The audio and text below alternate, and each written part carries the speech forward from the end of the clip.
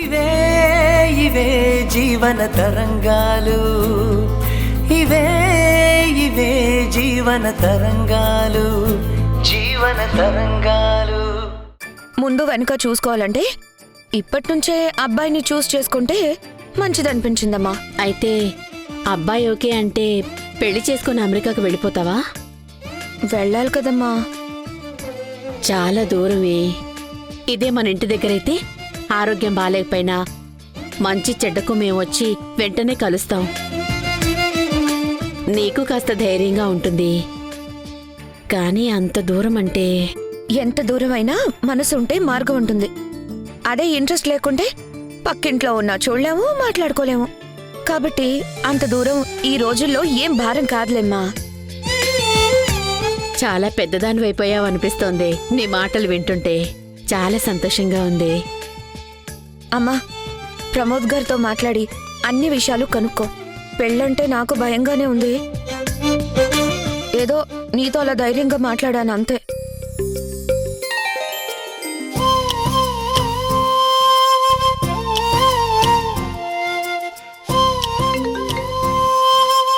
Hello, Pramod here. నేను ధరణిని మాట్లాడుతున్నానండి. ధరణి ఎవరు? కీర్తి వాళ్ళ మదర్ని. అదే మీ కాలేజీలో పనిచేస్తుంది లెక్చరర్గా. ఆ అమ్మాయి వాళ్ళ మదర్ని. ఓ, ఎలా ఉన్నారు? నేనే మీ ఇంటికొచ్చి మాట్లాడదాం అనుకున్నాను. కానీ అంతకంటే ముందు పెళ్లి చేసుకోబోయే అమ్మాయిని అడిగాకే మిమ్మల్ని కలుద్దాం అనుకున్నానమ్మా. పర్వాలేదు. కీర్తి అన్ని విషయాలు చెప్పింది. నేను మీతో మాట్లాడాలండి. చాలా సంతోషం.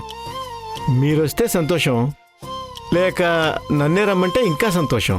పర్వాలేదు, నేనే వస్తానులేండి. శనివారం ఉదయం రండి. సరేనండి. నేను వెళ్ళి పూర్తి వివరాలు కనుక్కొని వస్తాను. అమ్మమ్మకి పిన్నికి ఇప్పుడే చెప్పకు. అంతా సెట్ అయ్యాక చెప్తే సరిపోతుంది. ఎందుకే? వాళ్ళు మనింటి మనుషులే కదా. అలా కాదమ్మా. సెట్ అయితే ఓకే, లేదంటే ఆ సంబంధం చూసాం, ఈ సంబంధం చూసాం, అయినా సెట్ కాలేదు, ఏది కుదరడం లేదే అని డిస్కషన్ స్టార్ట్ అవుతుంది. అనవసరంగా ఇద్దరికీ ఇబ్బంది. పెళ్లి సెట్ అయితే సంతోషమే, లేకపోతే నాకే ఈ పెళ్లి ఇష్టం లేదని చెప్పుకొని తిరుగుతాం. ఇన్నర్ ఫీలింగ్ ఎలా ఉన్నా అవుట్లుక్ స్మైల్తో ఉంటాం. అప్పుడు నాకు డిమాండ్ తగ్గదు. అసలే అమ్మాయి అంటేనే ఆన్లైన్లో అమ్మేసే ఆట బొమ్మ అయిపోయింది. ఎంత త్వరగా పెద్ద సంబంధం దొరికితే అంత క్వాలిటీ గల అమ్మాయి. అదే పెళ్లి కుదరకపోతే ఇక ఆ అమ్మాయి టేస్ట్కి వాల్యూ ఏ ఇవ్వరు. త్వరగా ఎవరో ఒకరినిచ్చి పెళ్లి చేసేస్తారు. రోజులు గడుస్తున్న కొద్దీ రెక్కల గుర్రం మీద రాజకుమారుడు వస్తాడా ఏంటి? నలుగురు నానా రకాలుగా మాట్లాడుకుంటారు. అవన్నీ అవసరం అమ్మా. ఎవరో ఇద్దరు వచ్చి అమ్మాయి నచ్చలేదంటే ఇక అమ్మాయికి మనసే ఉండదా? ఆమె జీవితానికి జీరో వాల్యూ కట్టి ఏ తాగుబోతుడుకో తిరుగుబోతుడుకో కట్టబెట్టి నీ ప్రాప్తం ఇంతే అంటారు. ఇదేం న్యాయం అమ్మా?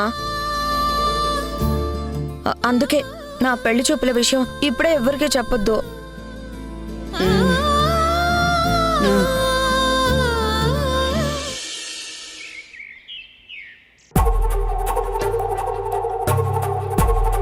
మనుషులంటే విలువ లేదా? కొంచెమైనా మానవత్వం లేదా మీకు? తల్లి చెల్లి ఎంత బాధపడతారని ఆలోచన కూడా లేదా? కొడుకు గృహప్రవేశానికి సొంత తల్లిని పిలవకపోతే ఆమె మనసు ఎంత బాధపడుతుందో తెలుసా? నేను ఉదయాన్నే కారు తీసుకుని ఎంత సంతోషంగా వెళ్ళానో వాళ్ళందరినీ కలిసి మీ ఇంటికొద్దామని. కానీ నువ్వేం చేశావు?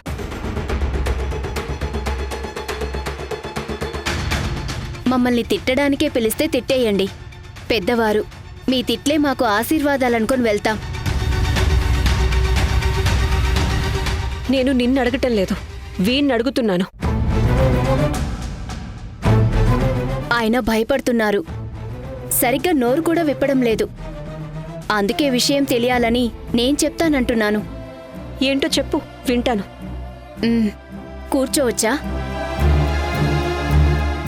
సారీ, మర్చిపోయాను. నాకు సంస్కారం ఉంది.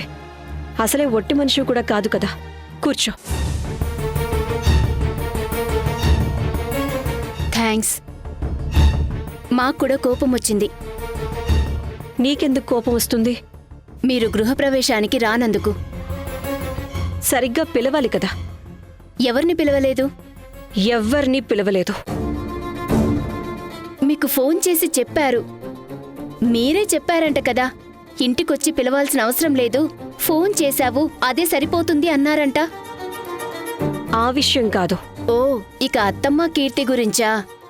పెళ్ళైనప్పట్నుంచి నేను వాళ్ళింటికే వెళ్ళలేదు. పెళ్లికి ముందే ఈయనకు నేను ఈ మాట చెప్పాను. వీళ్ళ నాన్న పద్ధతి నాకు నచ్చదు. ఆ ఇంటిని వదిలేసొస్తే రండి, లేదంటే ఈ పెళ్ళే వద్దని చెప్పాను. డెసిషన్ తీసుకుంది ఈయన. ఇల్లొదిలి నా కోసం వచ్చారు. అది గతం. ఇప్పటి సంగతి. గృహప్రవేశానికి ఎందుకు పిలవలేదో అది చెప్పండి. అదే చెప్పబోతున్నాను. నేను వీళ్ళింటికే సరిగ్గా వెళ్ళింది లేదు. అలాంటిది వాళ్ళని ఏమని పిలవను? అందుకే ఈయన కీర్తి అత్తమ్మను పిలిచారు.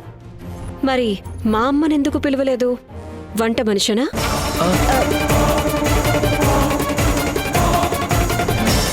కాదా? ఆవిడ వంట మనిషే కదా.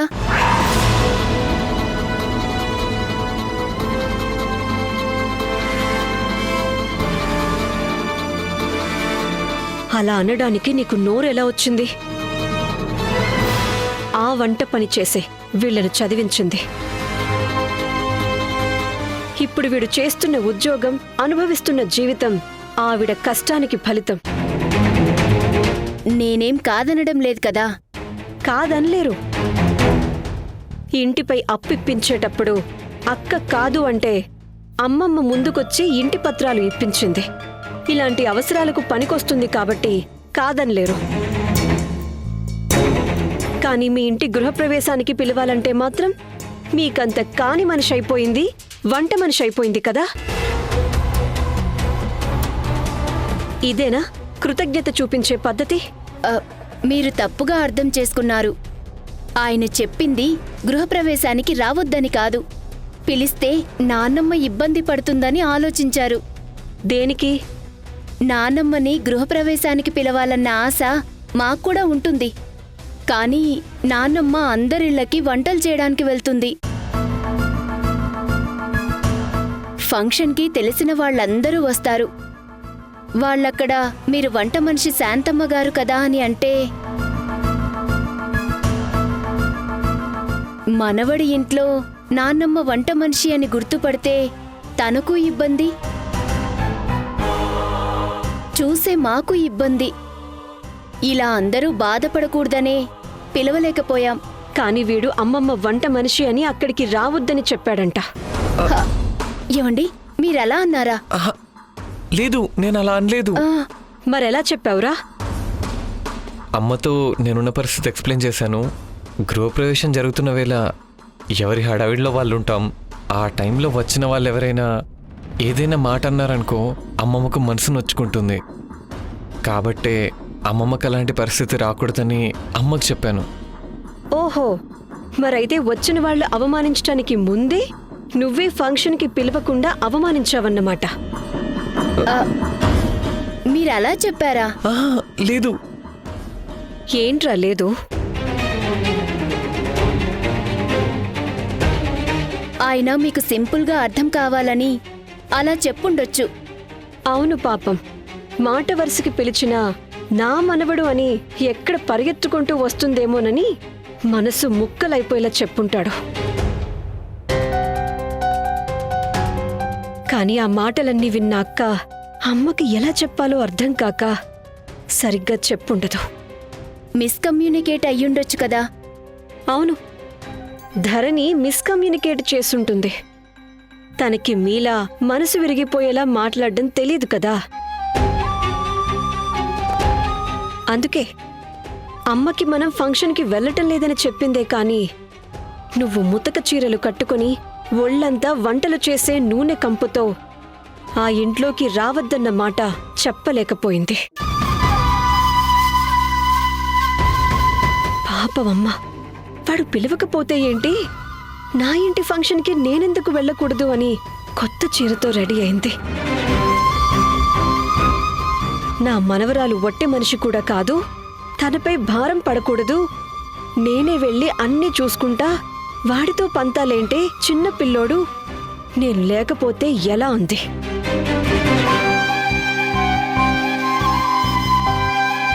మీరు వస్తే రండి, లేకపోతే లేదు.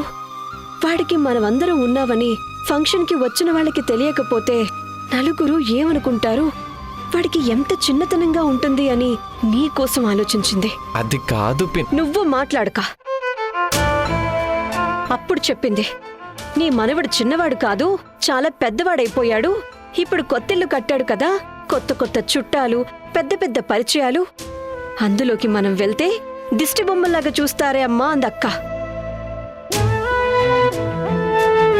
దానికి మా అమ్మ ఏమందో తెలుసా? ఎవడో అనుకుంటే నాకేంటే, నా మనవడి ఇల్లు అని మురిసిపోతుంటే ఉండబట్టలేక నోరు తెరిచి ఇలా అన్నదే నీ మనవడే అని చెప్పాల్సొచ్చింది. వాడు ఇంటికి మనల్ని రావద్దని చెప్పాడు, అక్కడికి మనం వెళ్ళొద్దు అని అప్పుడు చెప్పింది.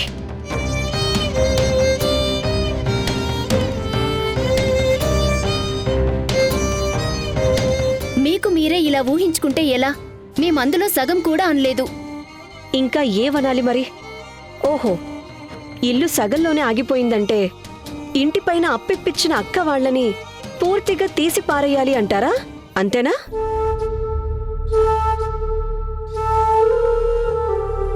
అక్కే గనక లేకుంటే మీరు ఇల్లు పూర్తి చేసేవారా?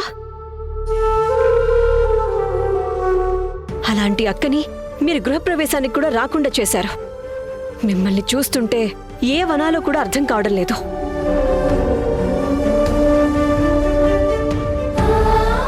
ఫంక్షన్లో మహేష్ పుట్టింటి వాళ్ళు కనిపించలేదన్న పశ్చాత్తాపం మీలో నాకెక్కడా కనిపించటం లేదు. చాలా బాధపడుతున్నాం, కానీ ఏం చేయగలం? కొన్ని విషయాలు మన చేతుల్లో ఉండవు. ఇప్పుడు ఈయన్ని పెళ్లి చేసుకోవడం మా అమ్మకు అసలు ఇష్టం లేదు, కానీ జరిగిపోయింది. ఆ టైంలో చేతిలో చిల్లి గవ్వ కూడా లేదు. మా అమ్మ జాబ్ మానేసి విఆర్ఎస్ తీసుకుని వచ్చిన డబ్బుతో పెళ్లి చేశారు. ఇప్పుడనిపిస్తుంది తప్పు చేశానేమో అని. కానీ ఏం చేస్తాం, ఆ రోజు పరిస్థితి అలా ఉంది. మాకే తెలియని నిర్ణయాలు. ఈరోజు పరిస్థితులు ఇలా మాట్లాడించుంటాయి. అప్పుడది తప్పని చెప్పలేదు, ఇప్పుడిది ఒప్పని అనడం లేదు. పెళ్ళైనా ఏదైనా, ఏ చిన్న అచ్చటా ముచ్చటా అయినా ఎవరి చేతుల మీదుగా జరగాలని రాసిపెట్టుంటే అలాగే జరుగుతుంది. మనమెన్ననుకున్నా మన అనుకున్న వాళ్ళు లేకుండా జీవితంలో ముఖ్యమైన కార్యక్రమాలు జరగాలని రాసిపెట్టుంటే అలాగే జరుగుతుంది. అది విధిరాత, ఎవ్వరూ తప్పించలేరు. ఈ మాట నువ్వు నాకే చెప్తున్నావు కదా? మీకని కాదు, లోకానికి సంబంధించిన మాట కాబట్టి చెప్పాను. మీరు తెలివైనవారు, మీకర్థం కానిదేముంటుంది చెప్పండి? మీకు మాత్రం నానమ్మని విడిచిపెట్టాలనుంటుందా? తప్పలేదు, వెళ్ళిపోయారు. అదే నాన్నమ్మ మీతో ఉండుంటే ఇంకా వంట పనులు చేసే పరిస్థితి వచ్చుండేది కాదు కదా. శాంతమ్మ గారంటే అసిస్టెంట్ కమిషనర్ గారి అమ్మగారని అందరి నోళ్లలో నానిపోయేది.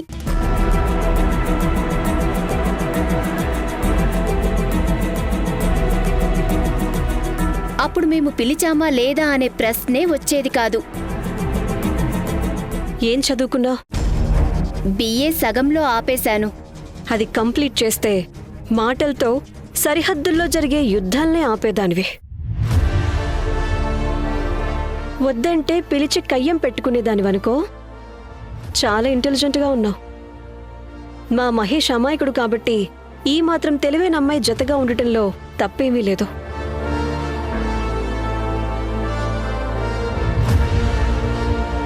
నీ గురించి అమ్మ అక్క కీర్తి చెప్పారు, నువ్వు చాలా తెలివైన దానివని. కానీ వాళ్ళు చెప్పిన దానికంటే కూడా నువ్వు చాలా smart. Thanks for your compliment. శత్రువుల దగ్గర శభాష్ అనిపించుకోవడం అంత సులభం కాదు. నేను నీకు చిన్నత్తయ్యని, శత్రువుని ఎలా అవుతాను? నాన్నమ్మ, అత్తమ్మ, కీర్తి అందరూ నన్ను శత్రువులానే చూస్తున్నారు. మీరు కూడా వాళ్ళ పార్టీనే కదా. వాళ్ళు నిన్ను అలా చూడ్డమే కదా నీకు కావాల్సింది. అందుకే కదా మా అమ్మని వంట మనిషి అని మహేష్తో అనిపించావు. ఆహా, లేదు. లేదు. నీ అంత తెలివితేటలు నాకు లేకపోవచ్చు, కానీ తెలివి తక్కువ దాన్నైతే కాదు. నువ్వు చెప్పు చేతల్లో ఉండే మీ ఇంట్లో వాళ్ళని ఆడిస్తున్నావు. నేను ఇన్కమ్ ట్యాక్స్ డిపార్ట్మెంట్ ఆఫీసర్గా చాలా మందిని చెప్పు చేతల్లో పెట్టుకుని ఆడించాలి. అమ్మ, అక్క, కీర్తి బాగా సెన్సిటివ్ అని తెలిసే మీరు బాధ పెట్టారు. అక్కకి విడికి కమ్యూనికేషన్ పోతుంది, మాటలుండవు. కాబట్టి మీరు ఇంటి పత్రాలపై తీసుకున్న అప్పు అడగడానికి ఎవ్వరూ రారని ధీమాగా ఉండొద్దు. నేను ఊరుకోను. ఇదే నా పద్ధతి? ఇలాగేనా చేసేది మీరు? చూడు, నన్ను శత్రువుని అన్నావు కాబట్టి మన మధ్య అత్తాకోడల పోరు తప్పదేమో అనిపిస్తుంది. అక్క ఎలాగో సైలెన్స్, కానీ నేనలా కాదు. ఇంటి అప్పు కట్టే వరకు వెంట పడుతూనే ఉంటాను.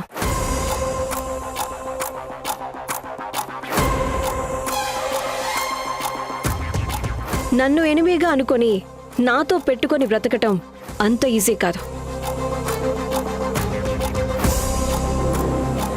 కాబట్టి మీరు ఇక ముందైనా ఆ పరిస్థితి రాకుండా చూసుకోండి. ఇక వెళ్ళండి. పిన్ని, మీరు తప్పుగా అర్థం పరపో, సిగ్గు లేకపోతే సరే. వెళ్ళు.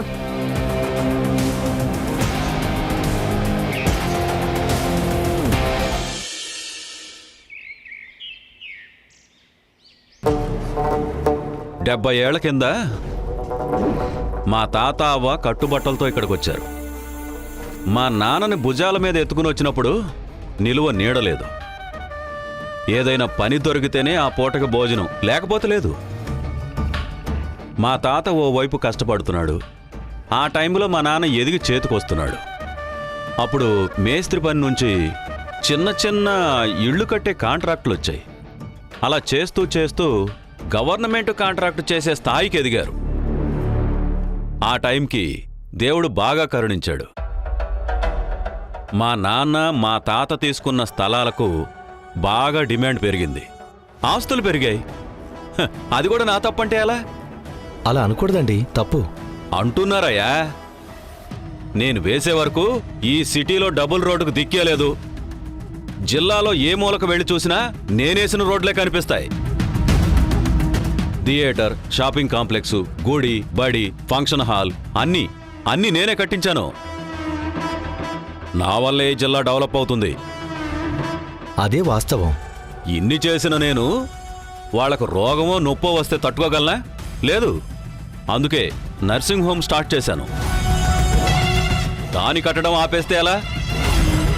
జనాల కోసం కదా బిల్డింగ్ కడుతున్నది, నా కోసమా చెప్పు? లేదు. అవునయ్యా, పోయేటప్పుడు ఇదంతా నేనేమైనా తీసుకెళ్తానా? ఎక్కడ ఉండేది అక్కడే ఉంటుంది కదా. ఇంత న్యాయంగా మాట్లాడుతున్నాను, ఇంత సర్వీస్ చేస్తున్నాను, అయినా ఆ ఆఫీసర్ టెన్షన్ పెడుతుందయ్యా నన్ను. ఎవరండి? అదే ఆ ఇన్కమ్ ట్యాక్స్ ఆఫీసర్ దేవిక. కానీ ఆ ప్రభాకర్ అంటాడు, ఈమె పేరేమో దేవతలా దేవిక, వెంటపడేదేమో దెయ్యంలా అని. నేను వీడని నీడను నేనే అని నా వెంట పడుతుందని బయట టాకయ్యా. ఆ దెబ్బకు ఆకలి నిద్ర రెండూ లేవయ్యా. అప్పట్లో 2 పెగ్గులేసుకుని పడుకునేవాణ్ణి. ఇప్పుడు 4 పెగ్గులేసినా కునుకు పడితే ఒట్టుపెట్టు. కళ్ళు మూస్తే ఎవరో కారులో సర్రూనొచ్చి రైడ్ చేసినట్టు కలొస్తుంది. వెంటనే లేచి బెడ్ మీద కూర్చుంటున్నాను. నేను మీకు ఆల్రెడీ ఎన్నోసార్లు చెప్పాను, అకౌంట్స్ అన్నీ ఎప్పటికప్పుడు సరిచేద్దామని. మీరే పెడచెవిన పెట్టారు. మీదే తప్పు. నేనేం తప్పు చేశానండి? మీరే చెవి మెలిపెట్టి మరీ చెప్పాల్సింది, చంద్రగుప్తుడికి చాణక్యుడు చెప్పినట్టు. కాని మీరు సైలెంట్గా ఉన్నారే. ఇప్పుడు ఆ దేవిక మీద పడిపోవడానికి రెడీగా ఉందని ఆ చార్టెడ్ అకౌంటెంట్ భాస్కర్ చెప్తున్నాడు. తప్పించుకోవడానికి ఏదో ఒకటి నువ్వే చేయాలయ్యా. నాతో ఏమవుతుందండి? మీరేమంటున్నారో నాకేమీ అర్థం కావడం లేదు. ఆవిడ నాకు పరిచయం కూడా లేదు. నువ్వే అలా అంటే ఎలాగయ్యా? తెలివైన వాడివి. నీ చాణక్యం కాస్త నా కోసం వాడవయ్యా. ఏం చేయాలో చెప్పండి. ఇప్పుడు ఆవిడికి అర్జెంటుగా ఒక కేసు కావాలి. మన లెక్చరర్ ప్రమోద్ ట్యూషన్స్ చెప్తూ బాగా సంపాదిస్తున్నాడు. కానీ పాఠాలు చెప్పడంలో పడిపోయి ట్యాక్స్ కట్టడం మర్చిపోయినట్టున్నాడు. అందుకే మన శ్రీనివాస్తో పిటిషన్ వేయించాను. ఆ దేవిక ఎంక్వైరీ కూడా స్టార్ట్ చేసింది. కానీ చిన్న కేసని పక్కన పెట్టిందో ఏంటో. నువ్వు వెళ్ళి ఆ కేసుకు ఆజ్యం పోస్తే ఇన్వెస్టిగేషన్ స్పీడ్ అవుతుంది. ఇదిగో, నీకున్న అనుభవంతో లెక్చరర్ కేసు పెద్దదే అని దేవికను ఒప్పించగలవు. ఇదిగో, నీకెలాంటి రిస్క్ ఉండదు.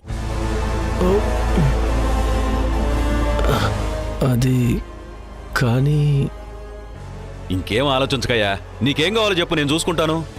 సైట్ కావాలా? తీసుకో. నీ కొడుకు చదువుకయ్యే ఖర్చు అంతా నేను భరిస్తాను. ఇదిగో, ఈ పని మాత్రం సక్సెస్ఫుల్గా కంప్లీట్ చేసుకునిరా.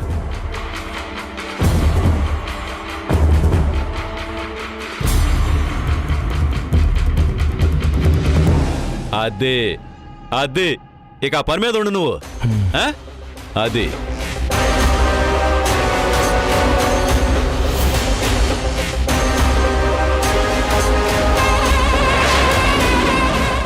అసిస్టెంట్ కమిషనరు సత్యం ఇద్దరూ ఇంతకు ముందు కంటే బాగా క్లోజ్ అయిపోయారు. ఒకరికొకరు చట్టా పట్టాలు వేసుకుని తిరుగుతున్నారు అని చెప్పు. వాళ్ళిద్దరి మధ్య లేని ఒక పుకారు క్రియేట్ చేసి వదిలితే